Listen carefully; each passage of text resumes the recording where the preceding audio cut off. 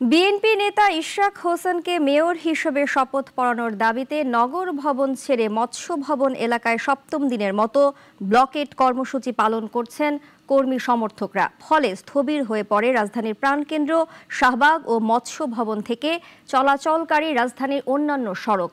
সীমাহীন দুর্ভোগে পড়েছেন কর্মমুখী ও গন্তব্যগামী সাধারণ মানুষ।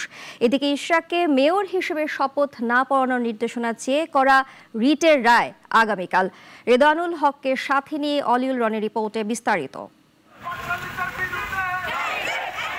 তুমুল ঝড় বৃষ্টিও থামাতে পারেনি ইশরাক ভক্তদের আন্দোলন। বৈরী আবহাওয়া উপেক্ষা করে টানা সপ্তম দিনের মতো বিক্ষোভ করে যাচ্ছেন আন্দোলনকারীরা। গানের তালে তালে এবার নিজেদের দাবি তুলে ধরলেন বিএনপি নেতা ইশরাক হোসেনের সমর্থকরা। টানা 6 দিন নগর ভবনে বিক্ষোভ করলেও আজ কর্মী সমর্থকদের বিক্ষোভ মৎস্য ভবন থেকে যমুনার অভিমুখে। সবার দাবি একটাই, শপথ পাঠ করে ইশরাক হোসেনকে মেয়রের দায়িত্ব বুঝিয়ে না দেওয়া পর্যন্ত চলবে আন্দোলন।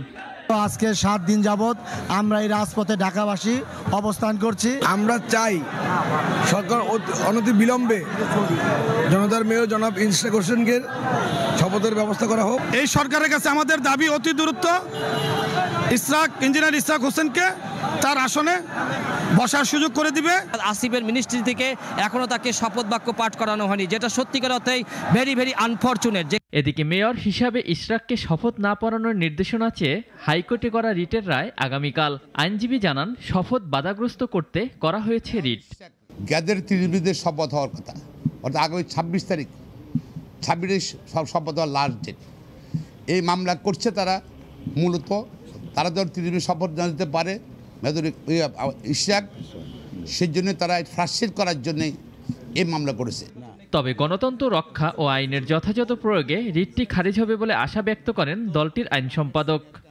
For the greater interest of our judicial system as well as democracy এবং লটাকে প্রিভেল করার জন্য যে অ্যাপ্লিকেশনটা আনা হয়েছে পারপাসলি ইন্টেনশনালি, সেই অ্যাপ্লিকেশনটা সামারালি রিজেক্ট হবে।